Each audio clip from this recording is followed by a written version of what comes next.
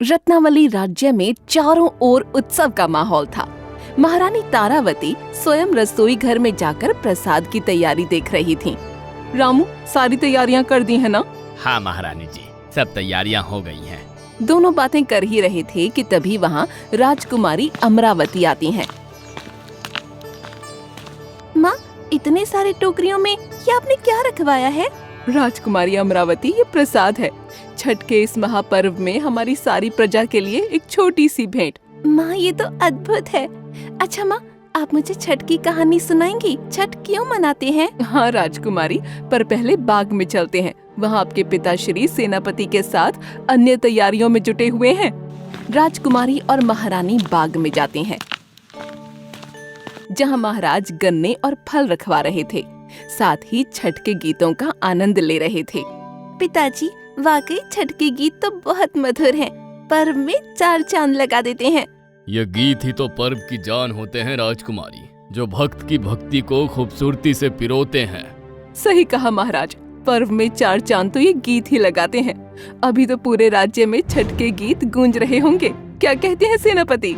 हाँ महारानी जी, राज्य के हर मंदिर में छठी मैया और सूर्य भगवान की मूर्ति रखी हुई है और सभी मंदिरों में राज्य के लोगों ने मिलजुल कर साज सज्जा की है और बाजे बजवाए हैं। यहाँ तक कि प्रसाद वितरण के लिए अधिक मात्रा में प्रसाद भी बन रहे हैं।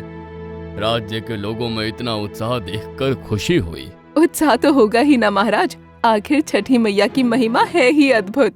सही कहा आपने, अद्भुत महिमा है। माँ, पिताजी, मुझे छठी मैया की कहानी सुनाइए ना। आखिर हर साल लोगों के दिलों में उनके लिए इतनी भक्ति कैसे उमड़ पड़ती है? अमरावती, अभी तुम बहुत छोटी हो।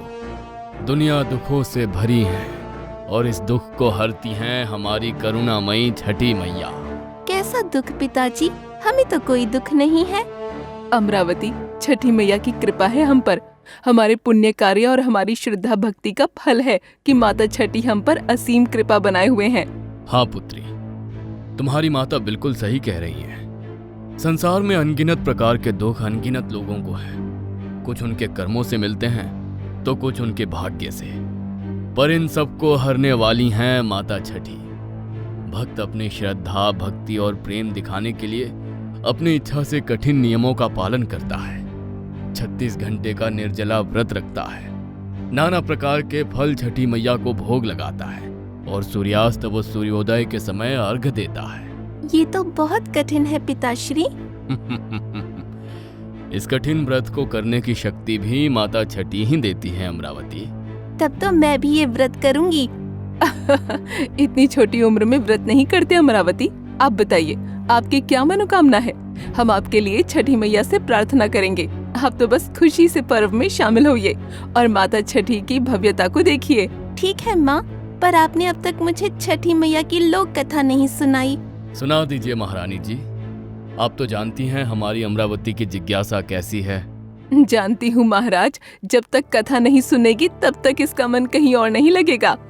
महारानी राजकुमारी की जिज्ञासा को देखते हुए छठी मैया की कहानी सुनाती हैं, जिसे राजा, सेनापति और राजकुमारी अमरावती बड़े गौर से सुनते हैं। जब शिवजी और माता पार्वती तपस्या में लीन थे, तब उनके कार्तिकेय का पालन पोषण माता छठी ने ही किया था। इसीलिए उन्हें संतान की रक्षा की देवी कहा गया।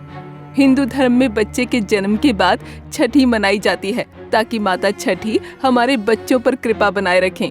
महारानी जी, आपने तो बहुत अच्छी बात बताई है। मुझे तो पता ही नहीं था कि बच्चे के जन्म के बाद छठी क्यों मनाई जाती है। मैं तो बस एक नियम है उसका पालन करने में लगा था। अरे सेनापति, नियमों का पालन करना ठीक है, पर जब तक ये नहीं जानोगे कि नियम क्यों बनाए गए हैं, तब तक श्रद्धा और भक्ति से वंचित रहोगे। इसीलिए लोक कथाएं और कहानियां सुनो। यही तो हमारे पूर्वजों की धरोहर है। सही कहा महाराज। और ऐसे ही पुरुषार्थी पूर्वज थे राजा प्रियंवद, जिनकी कोई संतान नहीं थी। संतान की लालसा में उन्होंने ऋषि कश्यप के कहने पर यज्ञ भी किया, पर उन्हें मृत शिशु प्राप्त हुआ। तब उनके दुख को देखकर माता छठी स्वयं प्रकट हुई और उन्हें कठिन व्रत करने को कहा। राजा प्रियंवद और उनकी रानी मालिनी ने जब श्रद्धा से व्रत का पालन किया, तो माता षष्ठी ने प्रसन्न होकर उन्हें संतान सुख का आशीर्वाद दिया। उसके बाद उन्हें संतान की प्राप्ति होती है। माँ, इन कथाओं को जानने के बाद ऐसा लग रहा है जैसे हम माता षष्ठी के और करीब आ गए हों। हाँ महारानी, ये कथाएं जितनी बार भी सुनता हूँ ना, उतनी बार माता छठी को अपने करीब पाता हूँ। महाराज, महारानी जी, मैं भी खुद को बहुत सौभाग्यशाली महसूस कर रहा हूँ कि मुझे राजकुमारी जी की जिज्ञासा के कारण ये कथाएं सुनने को मिली। चलिए, अब हमें घाट पर चलना चाहिए। आखिर हमारे शाही घाट पर हमने पहली बार गांव वालों को छठ मनाने के लिए बुलाया है। चलकर देखना चाहिए। माँ, मुझे लगता है अब तक तो गांव के लोग आ भी चुके होंगे। मैं जाती हूँ देखने। अरे रुकिए अमरावती, हम सब साथ ही चलेंगे। हमें गांव वालों को भेंट में पूजा की सामग्री भी तो देनी है। हाँ, और ये गन्ने, ठेकुआ, 5 प्रकार के फल, नई साड़ियाँ और नई चूड़ियाँ भी तो देनी है। सेनापति, सारी व्यवस्था कर दी है तुमने? हाँ महाराज, सारी व्यवस्था कर दी गई है। महाराज, महारानी, राजकुमारी और सेनापति सभी शाही घाट पर पहुंचते हैं, जहां बहुत ही खूबसूरती से सजावट की गई होती है। भक्तजन, आप सब यहाँ आए इसके लिए आपका धन्यवाद। आप सभी का शाही घाट में स्वागत है। महाराज और महारानी की ओर से पर्व में लगने वाली कुछ जरूरी चीजें हैं जो आपको भेंट स्वरूप देना चाहते हैं। आप सभी एक एक करके आकर महाराज से उपहार ले लें।